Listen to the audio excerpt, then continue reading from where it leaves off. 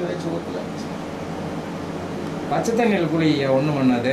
சரிங்க சரிங்க சார். எல்லாம் காஞ்சிருச்சு.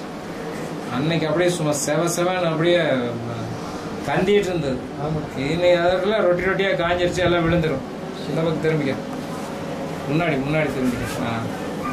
அவ்வளோதான். ஒன்றும் இல்லை, எல்லாம் காஞ்சிட்டு வருதே, பயப்படாத. சரி. ஆமாம், அன்னைக்கு எவ்வளோ வேதனையோட வந்தீங்க.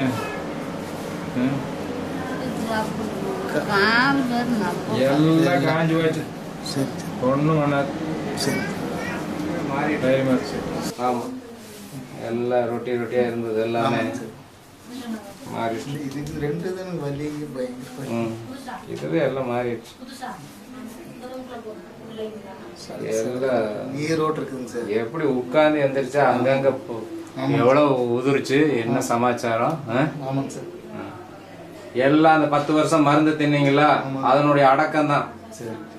அது இத்தனை நாள் உள்ள உடம்புக்குள்ள அடங்கி இருந்தது தான். இந்த விஷயம் இவ்வளவு விஷம் பண்ணது உங்களை. சும்மா நிக்க வைக்காது. நம்ம உடம்பு வந்து இருங்க, நம்ம உடம்பு வந்து எந்த குப்பையும் வச்சுக்காது, தூக்கி போட்டுரும். மருந்து சாப்பிட்டு மறைச்சு வச்சதுனால உங்களால தாங்கவே முடியாத அளவு உயிர் போற மாதிரி கஷ்டப்பட்டீங்க. நீங்க பேசுறது எனக்கு ஞாபகம் இருக்கு. சரியா? அந்த நேரத்துல போய் மருந்து சாப்பிட்டு இருந்தீங்கன்னா திரும்பவும் காலி தான். நல்ல வேலை மருந்து சாப்பிடாம இருந்தீங்க. அதுக்காக தான் அந்த நேரத்துல அமைதியா இருங்க. மருந்து சாப்பிட வேண்டாம், பசிக்காத சாப்பாடு சாப்பிட வேண்டாம். அப்படி பசிச்சா கூட நீராகாரம், சூப் மாதிரி, பழங்கள் மாதிரி சாப்பிடுங்க. ஆமா, அப்படி இருந்ததுனாலதான் இந்த அளவுக்கு ஆயிருக்குது. நீங்க அப்ப போய் கனமான உணவு சாப்பிட்டா செரிக்கிறதுக்கு போயிடும், நோய் அப்படியே தங்கிக்கும். அதான் உண்மை. சரியா? சரி.